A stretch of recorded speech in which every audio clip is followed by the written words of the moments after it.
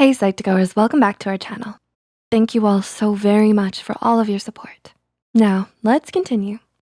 When you think of the people you love, who comes to mind first? Is it your family members, your best friend, or a significant other? What about you? Self-love is important. It's important for leading a happy, healthy life. Unfortunately, the concept of self-love is often overlooked and misunderstood. In a world that grows more demanding, stressful, and complex day by day, self-love might be something you're struggling with. So let's talk about 8 things you need to know about self-love. Number 1, self-love is not a linear process. The process of loving yourself will have ups and downs. On this journey, you will probably have days where you feel great, energized, and positive, but also know that there will be days where you don't. And that's more than okay. Even when you consciously practice self-love, you may sometimes feel grumpy, tired, anxious, sad, lonely, or defeated. On those days, remember that you're human in the process of growing and allowed to feel the full range of emotions on any given day. Life is hard, and there is absolutely nothing wrong with taking the bad with the good. Part of loving yourself is feeling and expressing these emotions without criticizing yourself. Self-love is a complex process, full of leaps forward and steps back. Each day that you choose to keep going and choose to love yourself, you're making amazing progress, even if you don't feel like it. Number 2, we are conditioned by society to believe that self-love is selfish. How many times have you stepped back from a commitment and instantly felt guilty? How often do you say no to someone and feel self-absorbed?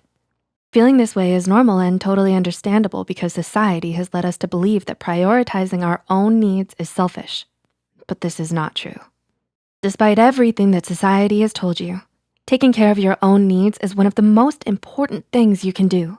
Your health and happiness are yours to protect and maintain.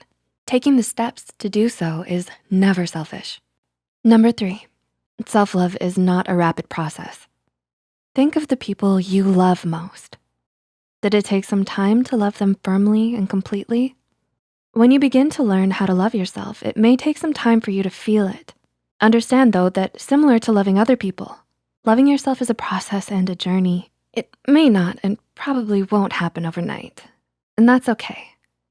Do you tend to dwell on your flaws? We wanna remind you that your flaws are what make you unique. They're part of what makes you the wonderful human that you are. Number 4, self-love is important because it opens even more doors for you to give and receive love. Have you ever heard the phrase or versions of it where they say, love yourself first? It's true. The way you love yourself shows others how to love you. According to licensed marriage and family therapist John Kim from Psychology Today, forming a healthy relationship with yourself that is full of care, understanding, compassion, and healthy boundaries will help you achieve that kind of relationship with yourself and others.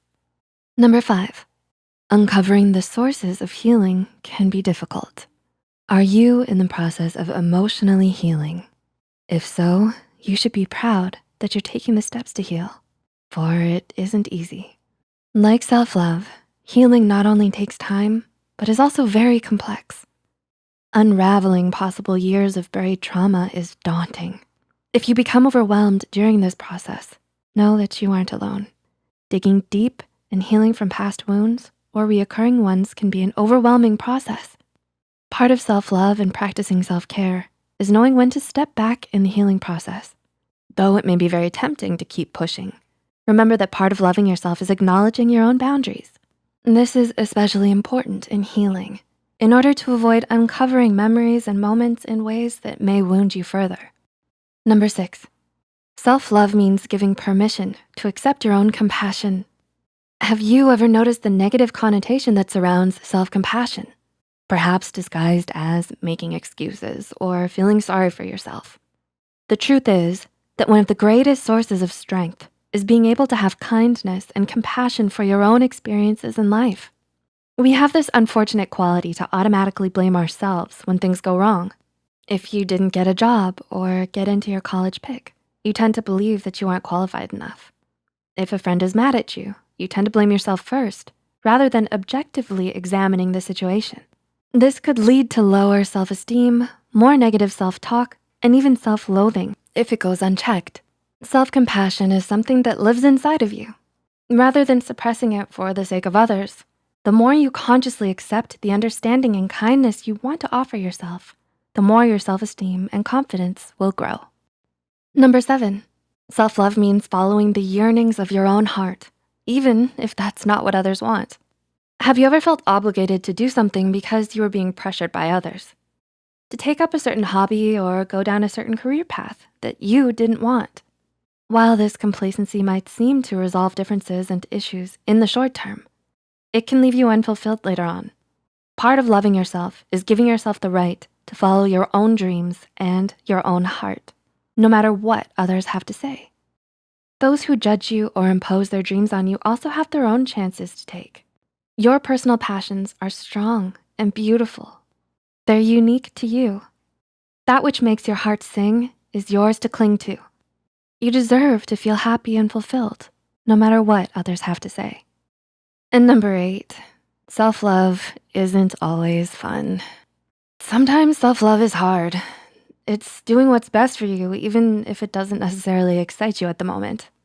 Self-love can be going to bed early when you know tomorrow is an important day, choosing to stay in so you can finish an assignment, or saying no to a loved one so you can have time for rest. You have sat down and are respecting your own boundaries, and that is a great thing. Sometimes, in order to love yourself, you have to prioritize what is best for you and make sacrifices. The sheer ability to do this confirms just how much you have your best interest at heart.